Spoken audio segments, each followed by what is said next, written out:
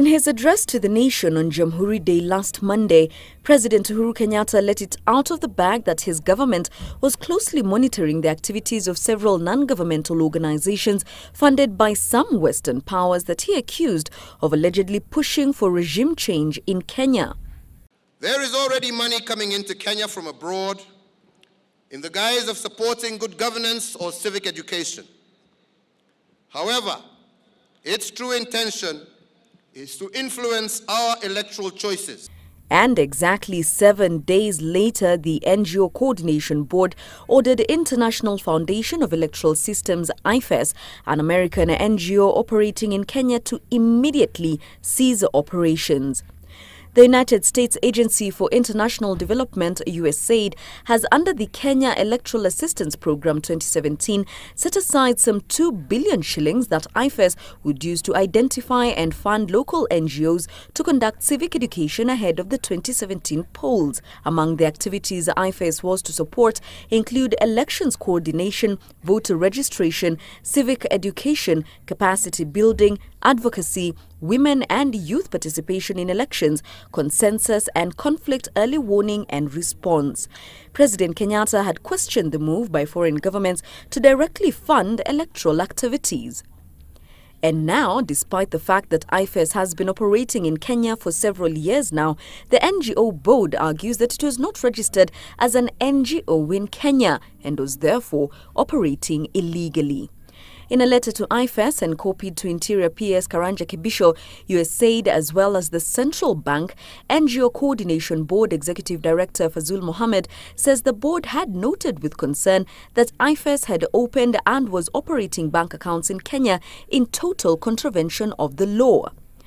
He says, quote, by copy of this letter, the Central Bank of Kenya is advised to immediately preserve all bank accounts and any other funds held under the name of IFES until further communication from this office, reads the statement. The statement further indicates that all foreigners working for IFES, including its chief of Party 1, Michael Yard, were in Kenya illegally as they had reportedly not been cleared by the board. On Sunday, a section of Jubilee leaders led by Majority Leader Aden Duale claimed that Yard was working with the opposition chief Raila Odinga to rig the 2017 polls in favor of the opposition. This Michael Yard he purports to be a Canadian, but he's an American.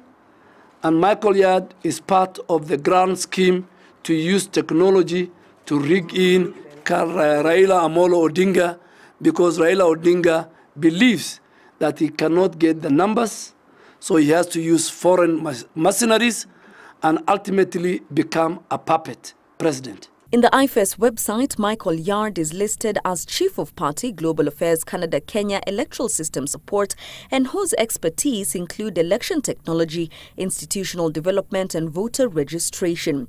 He has worked both in Kenya and Uganda in Africa.